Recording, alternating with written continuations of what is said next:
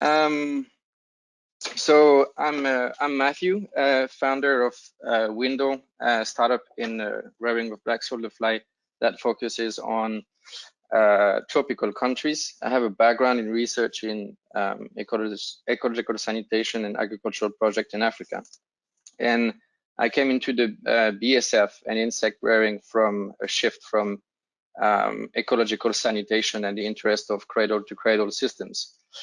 The interest for tropical areas is because for us it's quite logical, and there is a very big need for protein demand with the increasing population and middle class population. So hence our interest for the area.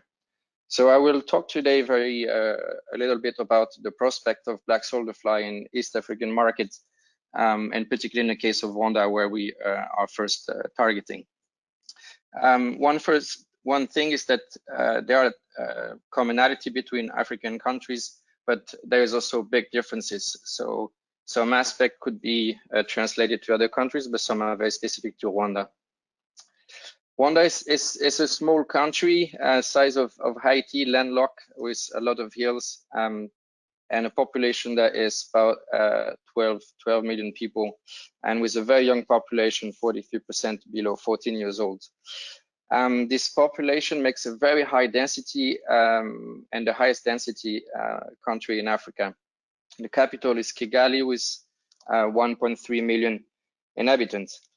And the country is being portrayed a little bit as a kind of success story because over the last 20 years, it has undergone a lot of, could say, progress in terms of poverty and economic growth, mainly driven by a strong will from the government since 20 years, which has implemented many political strategies in order to develop the country. So the country is like urban growth rate of 4.5%, between 7 and 10% over the last 20 years in GDP growth. The main sector has a lot of sectors in Eastern Africa. Is agriculture by 24% responsible of the GDP. So that's the attraction, and there is the very strong will of the government to drive the country and the population towards middle income type of countries. And for this, they have ease, and they see themselves as market enabler, creating a good context for attracting private investment, making the country one of the easiest to do business, and there is an extremely low corruption rate compared to other countries in Africa. And also take some step forward for instance, in the parliament, where it includes more than 50% of women. The issue is that the government has also focused on improving agriculture, making it more sustainable, more efficient, and market-orientated type of agriculture. But now, which is to a status where the arable land is stagnating over the last years, natural resources are depleting. One very interesting aspect about Rwanda is climate condition, located in the tropics, with an average temperature between 16 and 28 max, and humidity around 70% all year round.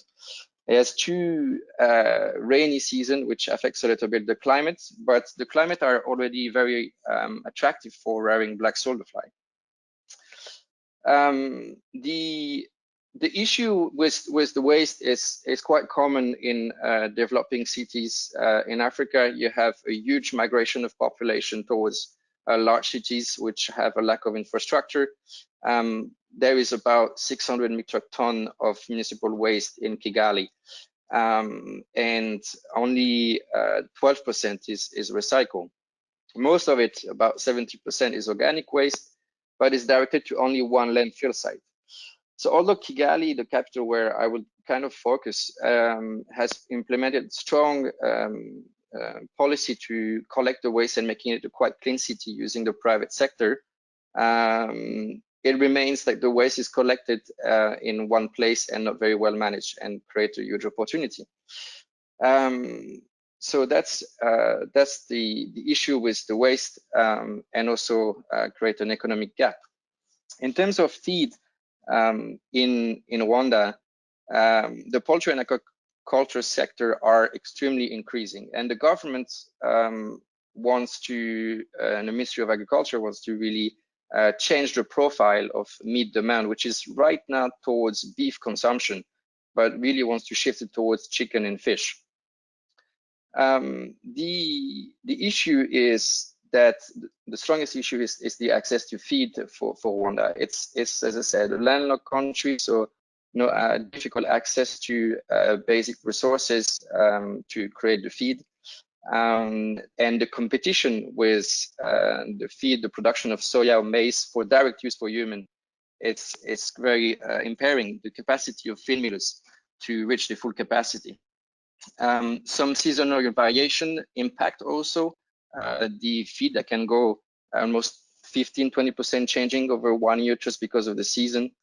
And there is issue because the neighboring country importing soya, maize, sometimes put some export ban, which affects the quantity available. Another issue regarding feed and the source of the material is, for instance, in case of fish meal, where it's mainly drawn from Lake Victoria or Lake Kivu now and nearby. And because of overfishing over the last years, and this has impaired a lot of the quality itself of the small fish. And the resellers kind of cheat and put some sand directly in a product, which then affects the feed and the quality and the life of chicken and fish later afterward. So that is an issue that farmers face a lot in terms of access to feed. In Rwanda, it's one of the countries that has the highest feed cost in the eastern region, just next to Burundi. And it's much cheaper in Uganda and Tanzania, yet the local farmers are not really willing to buy directly the feed pre-mixed from Uganda particularly, but many prefer to mix the mix themselves. In terms of standards, there is the Rwandan Board of Standards established standards for the rearing of poultry and other livestock, which is not the case for all countries in Africa. Listing the list of products that is available that can be used for poultry or feed, fish feed. Insects are not yet included, but that could be an opportunity for the future. The demand for the opportunity for the markets are quite high. Right now, there is about 20,000 tons of, according to our calculation, that is possible to replace with BSF, and is planned to reach to 50,000 tons in 2027. That is a market by 27 of 27 million euros, just for replacing soya by BSF. So that does not include any of the byproducts. And the government really wants to create an attractive market and try to alleviate the burden of farmers, therefore has removed the VAT on feed and ingredients. There is another aspect is that DRC, Democratic Republic of Congo, next door, is a very potential market where, for instance, higher prices are experienced. A tray of eggs can be found for 1.9 euros of 30 eggs in Rwanda, but just across the border can be sold for 3.8 euros. So this gives Rwanda an interesting strategic position. As I mentioned earlier, the customers and the farmers have a preference to use local product, and with the coming of new feed millers recently, this has shown a higher satisfaction from local production of feed.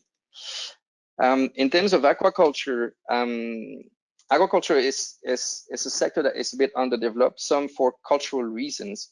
These are not very big fish lovers originally, but there is an increasing interest, particularly from the population, discovering the nutritional value of and advantages of fish. And the potential market could be up to 74,000 tons only for BSF replacement, over 27, a market that we estimated to 44 million euros just for Rwanda only. The advantage of aquaculture is that it has higher margin to replace fish meal versus soya in Rwanda. There is a very strong difference in terms of prices. Yet it's quite a slow sector and might not grow as fast as we plan.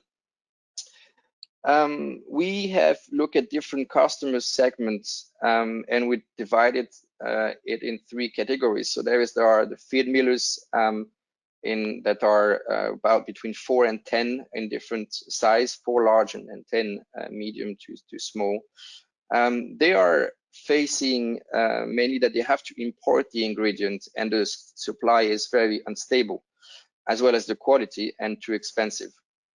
And they require, the most important requirement is that they want to have a consistency in the quality and high volume availability, which makes it not easy as a startup to provide such high volume at the start.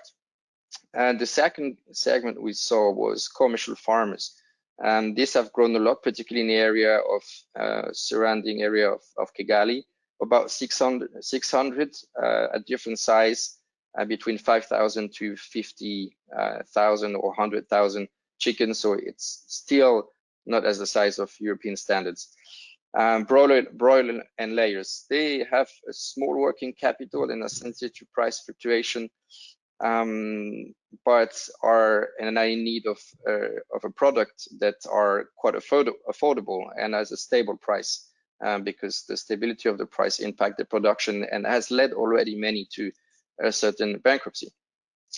And on the last segment, it's the smallholder farmers, evaluated to 1.6 million farmers. They grow 10 to 100 chicken in the farm, not in a fully intensive commercial way.